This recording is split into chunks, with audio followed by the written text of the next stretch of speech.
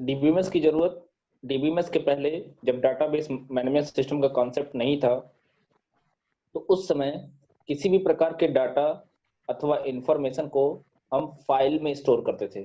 File कहने का मतलब ये हो गया, जैसे मान लीजिए अमन अमन नाम का कोई स्टूडेंट है, उससे संबंधित हमको कोई इंफॉर्मेशन स्टोर करनी है, तो हम क्या करते थे, अमन नाम की एक फाइल बना लेते थे और उससे संबंधित जो भी इंफॉर्मेशन होती थी, हम उस इंफॉर्मेशन को उस फाइल के अंदर हम क्या कर देते थे, स्टोर कर देते थे। स्टोर कर देते।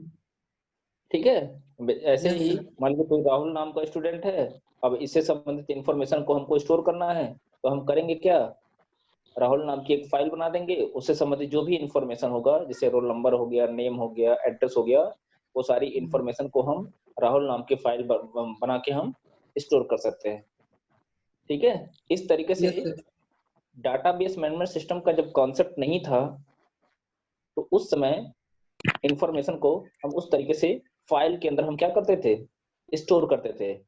लेकिन जो फाइल सिस्टम है, उसके बहुत सारे डिसएडवांटेजेस हैं, बहुत सारे ड्रॉबैक हैं, जिनको रिमूव किया गया है किसमें, डाटाबेस मैनेजमेंट सिस्टम में। फाइल सिस्टम का जो कॉन्सेप्ट है, उसके तमाम सारे ड्रॉबैक्स हैं, उसकी तमाम सारी कमियां हैं, जिनको रिमूव किया गया है किसमें, डाटाबेस मैनेजमेंट सिस्टम में। लेकिन क्या फाइल सिस्टम का कॉन्सेप्ट पूरी तरीके से खत्म हो गया है? नहीं, फाइल सिस्टम का कॉन्सेप्ट पूरी तरीके से खत्म नहीं हुआ है। कहने का मतलब ये है कि जब किसी एक यूजर, है ना, जब किसी भी प्रकार की इंफॉर्मेशन को एक ही यूजर द्वारा एक्सेस किया जाएगा, मतलब एक ही, जैसे मान लीजिए ये अमन नाम की फाइल है, या हम अपने सिस्टम के अंदर जितनी भी फाइलें हम क्रिएट किए हुए हैं, अगर उन फाइलों का यूज सिर्फ हमको ही करना है, तब तो कोई दिक्कत नहीं है, तब तो फाइल सिस्टम ठीक है, बेटर है। लेकिन अगर इन केस उसी फाइल को मल्टीपल यूजर को शेयर करना है, मल्टीपल यूजर्स का मतलब ये हो गया कि वर्ल्ड वाइड वेब पे हम उसी फाइल को मल्टीपल यूजर को शेयर करना चाहते हैं, तो प्रॉब्लम क्रिएट होगा। जैसे एक मैं आपको एग्जांपल देता हूं कि जैसे IRCTC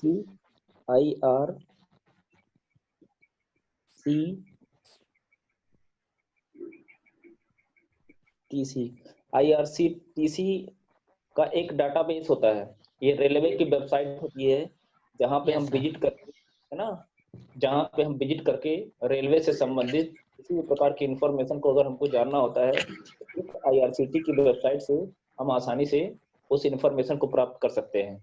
तो ध्यान दीजिएगा, जो IRCT की जो डाटाबेस है, उस डाटाबेस में ट्रेन से संबंधित इंफॉर्मेशन स्टोर है, आपके रिजर्वेशन से संबंधित इंफॉर्मेशन स्टोर है, आपको सारी इंफॉर्मेशन आपको उस IRCTC के डाटाबेस से आपको मिल जाएगी।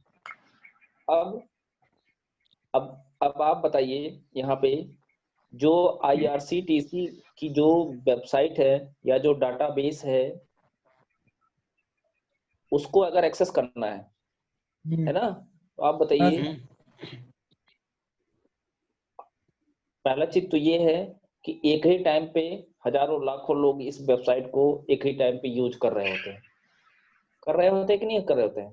yes, sir. और अब आप बताइए, जब हम इस वेबसाइट को विजिट करते हैं, तो क्या इसकी पूरी की पूरी इंफॉर्मेशन हमारे सामने ओपन हो जाती है? नो सर, पूरी नहीं होती है, नहीं, स्लो होती है, स्लो। जिस बेस पे इंफॉर्मेशन चाहिए होती है उस पर जो जरूरत होती है वही मिलती है। ठीक है, सुनिए पहले, जैसे अगर ये फाइल सिस्टम होता, तो फाइल सिस्टम के साथ क्या प्रॉब्लम होती है कि जैसे अगर कोई फाइल है 23 KB की, कोई फाइल है 23 KB की, और उस फाइल को हम ओपन करेंगे, तो जब फाइल को ओपन करेंगे तो पूरा का पूरा 23 KB का स्पेस रैम में ऑक्युपाई हो जाएगा, मतलब पूरी की पूरी फाइल एक ही बार ओपन होगी। ऐसा नहीं कि उसका कुछ पोर्शन ओपन होगा। जैसे मैं यहाँ पे एक्सेल की फाइल को ओपन कर रहा हूँ, तो एक्सेल की फाइल जैसे मैंने ओपन किया तो पूरी की पूरी फाइल ओपन हुई है, ना कि इसमें अब्दुल अंसारी का खाली इन्फॉर्मेशन हमको मिला है या आदित्य कन्नौजी का खाली इन्फॉर्मेशन मिला है। ऐसा नहीं है, पूरी की पूरी फाइल ओपन होगी। इसका मतलब ये हो गया कि फाइल सिस्टम में जब भी किसी फाइल को हम ओपन करते हैं तो पूरी की पूरी फाइल ओपन होगी।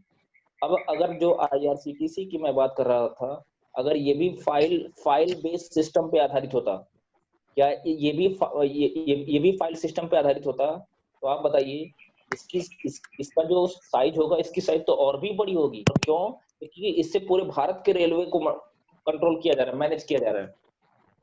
तो आप बताइए, अगर ये फाइल सिस्टम बेस होता, तो जब इसकी फाइल ओपन होती तो आपके सिस्टम का large amount of space occupy करता कि नहीं करता? तो उससे क्या होता, मतलब अच्छा खासा स्पेस ऑक्युपाई कर रहा है और सिक्योरिटी भी नहीं रह जाती, क्योंकि फाइल में कोई भी कभी भी किसी समय परिवर्तन कर सकता है। तो इसीलिए अब IRCTC या किसी भी फाइल से अगर हमको कोई यूजर चाहता है कि हमको 2 ही केबी की इंफॉर्मेशन चाहिए, 2 ही केबी का मतलब ये हो गया कि जैसे वो रिजर्वेशन खाली अपना रिजर्वेशन करना चाहता है, तो अब उस केस में क्या होगा?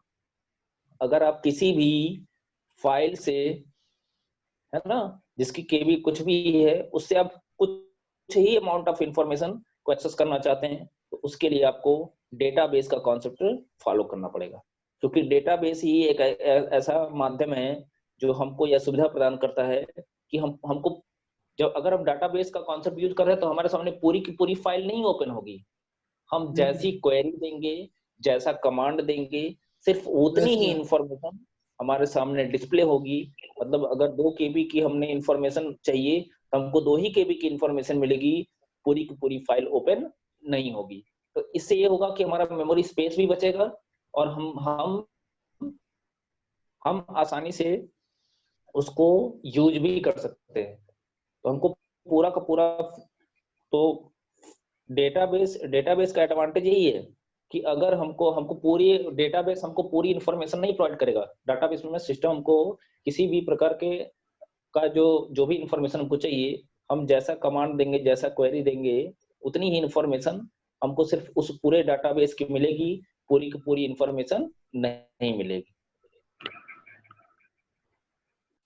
एक तो ये एडवांटेज है, इसके और भी एडवांटेजेज हैं। जैसे अगर हम लिमिटेशंस की बात करें, पहले हम फाइल सिस्टम के साथ क्या क्या प्रॉब्लम थी, पहले हम उसकी चर्चा कर लेंगे, तो फिर हमको ऑटोमेटिक पता चल जाएगा कि डीबीएमएस की जरूरत हमको क्यों पड़ी। सबसे पहली प्रॉब्लम है डेटा रिडंडेंसी की, है ना। ये जो जितने भी लिमिटेशन थी, देखिए डेटाबेस मेमोरी सिस्टम कॉन्सेप्ट इसीलिए लाया गया क्योंकि फाइल सिस्टम जो था, फाइल बेस्ड सिस्टम जो था, जहाँ पे इंफॉर्मेशन फाइल के रूप में स्टोर होती थी, उसके अंदर तमाम सारे ड्रॉबैक थे, तमाम सारे उसके लिमिटेशंस थे। वो लिमिटेशंस कौन कौन से हैं उसको हमको देखना है। तो पहला जो लिमिटेशंस था वो था डेटा रिडंडेंसी का। डेटा रिडंडेंसी का मतलब होता है multiple copy of the same data, या इसको आप बोल सकते हो डुप्लीकेट डाटा। अगर किसी भी प्रकार के इंफॉर्मेशन का मतलब कहीं भी किसी भी डेटा या इंफॉर्मेशन की मल्टीपल कॉपी अगर मौजूद होती है तो उसे हम कहते हैं डेटा रिडंडेंसी। डेटा रिडंडेंसी का मैं एक एग्जांपल बताता हूँ। जैसे मान लीजिए ये अमन नाम का स्टूडेंट है, तो अगर इस अमन नाम का स्टूडेंट का जो रोल नंबर होगा या नेम होगा या जो एड्रेस होगा, ये मल्टीपल टाइम्स किसी फाइल में आया हो, चाहे वो फाइल सेम हो चाहे डिफरेंट फाइल हो। जैसे देखिए हमने एक अमन नाम की फाइल यहाँ बनाया हुआ है, एक स्कॉलरशिप नाम की फाइल यहाँ बनाया हुआ है। तो यहाँ पे देखिए इस स्कॉलरशिप में जितने भी हैं, चाहे राहुल हो, चाहे अमन हो, चाहे सोनू हो, इनका जो भी स्कॉलरशिप है इसमें क्या है, अमन का भी रोल नंबर होगा, राहुल का भी रोल नंबर होगा, सोनू का भी रोल नंबर होगा, एड्रेस भी होगा और स्कॉलरशिप भी होगी कि कितनी स्कॉलरशिप सबको मिलनी है। यहाँ पे मैंने फीस लिखा हुआ है, स्कॉलरशिप मान लीजिए। तो उस केस में होगा क्या, तो अब यहाँ पे देखिए रोल नंबर, नेम और एड्रेस। जैसे अमन की बात करें, यहाँ अमन नाम की यहाँ तो फाइल वो रोल नंबर, नेम, एड्रेस ये तो आया ही था, लेकिन स्कॉलरशिप वाले फाइल में देखिए, जाके देखेंगे तो अमन का रोल नंबर, नेम और एड्रेस, है ना, ये वो अमन का वो सारी इंफॉर्मेशन इस स्कॉलरशिप वाली फाइल में भी क्या है, मौजूद है। मतलब हम कह सकते हैं कि अमन नाम के स्टूडेंट का मल्टीपल रिकॉर्ड मतलब सेम टाइप का डाटा फाइल सिस्टम में क्या है, मौजूद है। तो उस केस में क्या होगा, उस केस में हम कह सकते हैं कि डेटा रिडंडेंसी की प्रॉब्लम यहाँ पे अराइज हो रही है। तो डेटा रिडंडेंसी का मतलब होता है multiple copies of the same data. अब अगर मल्टीपल कॉपीज है तो उससे क्या होगी, उससे तमाम सारी प्रॉब्लम अराइज हो सकती हैं। जैसे to update the specific data और record the same data must be updated in all files. इसका क्या मतलब हो गया, इसका मतलब ये हो गया कि जैसे अमन नाम के स्टूडेंट का एड्रेस यहाँ पे भी है, और एक हमने और भी एक फाइल बनाया हुआ है जहाँ पे जैसे मान लीजिए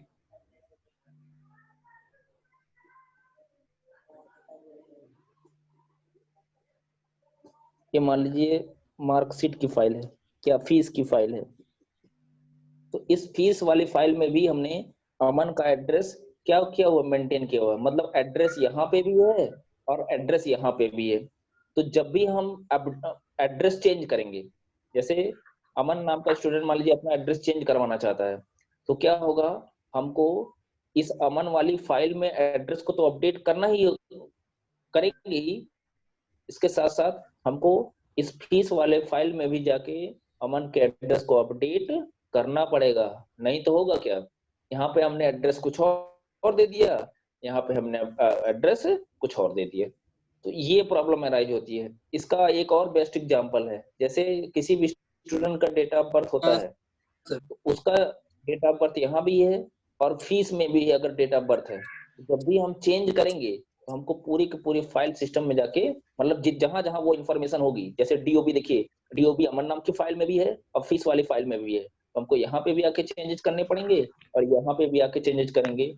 अगर हमने ऐसा कुछ कर दिया कि डीओबी हमने यहाँ पे चेंज कर दिया, यहाँ फीस वाले फाइल में अपडेट नहीं किया, तो होगा क्या, डेटा इनकंसिस्टेंसी की प्रॉब्लम अराइज होगी। डेटा इनकंसिस्टेंसी का मतलब क्या हो गया, देखिए नेक्स्ट लिमिटेशन हमारा वही है।